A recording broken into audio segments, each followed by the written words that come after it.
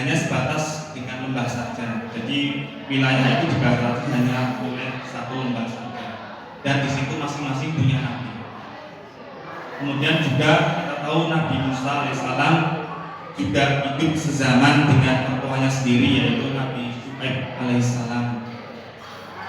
Nabi Musa alaihissalam di Mesir dan Palestina, sedangkan Nabi Syuaib itu di negeri Madian. Kemudian juga Nabi Khidir yang berada di Turki, sementara Nabi Musa berada di Mesir dan Palestina. Nabi Isa alaihissalam dengan sepunya sendiri yang kemudian pamannya Zakaria, dan banyak kisah-kisah Nabi yang sezaman satu sama yang lain, dan mereka diberikan mukjizat sesuai dengan keadaan kaumnya. Seperti contohnya Nabi Musa alaihissalam itu terkenal dengan rajanya yang zalim, itu Fir'aun. Sementara Fir'aun itu beserta dengan para pengikutnya itu dia suka dengan sihir. Jadi Nabi Musa alaihissalam itu diberikan mukjizat oleh Allah Subhanahu wa taala sesuai dengan kondisi zamannya, yaitu bukan berupa sihir tapi menyerupai sihir yang dapat mengalahkan sihir-sihir yang dibuat oleh para pengikutnya atau para dukun-dukun dari pengikutnya Fir'aun. Kemudian ada juga di zaman Nabi Isa alaihissalam, di sana pada zaman itu terkenal dengan ilmu kedokteran, ya. Jadi ilmu tentang pengobatan di situ pada zamannya sangat maju sekali. Dan Nabi Isa alaihissalam diberikan mukjizat oleh Allah Subhanahu wa taala, lahir tanpa ayah. Jadi beliau itu lahir tanpa dibuahi oleh sperma bapak. Jadi dari ibu yang bernama Maryam, kemudian mengandung, kemudian melahirkan tanpa seorang ayah, seperti itu.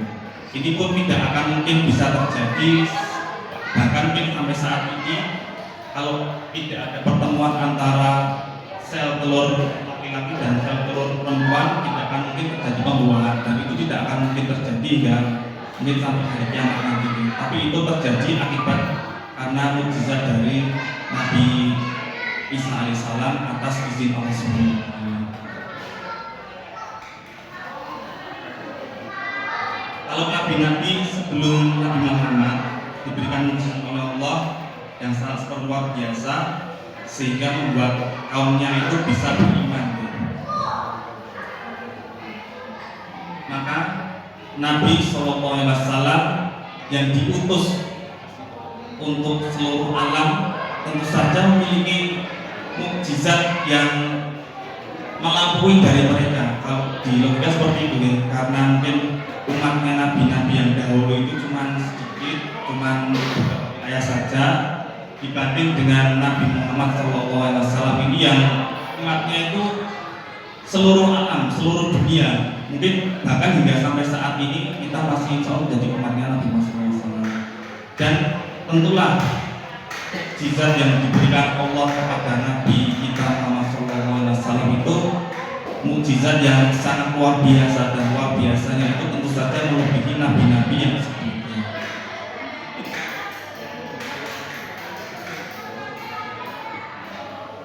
Ya mungkin pada sore ini kita akan mencoba memberikan beberapa contoh mukjizat, ya. Mukjizat Nabi Muhammad itu ada bukunya. Saya kemarin sempat melihat ada buku, yaitu kumpulan-kumpulan mukjizat Nabi Muhammad yang diambil dari hadis sahih dan ada di Al-Quran. Itu jumlahnya kurang lebih 100-an, ya.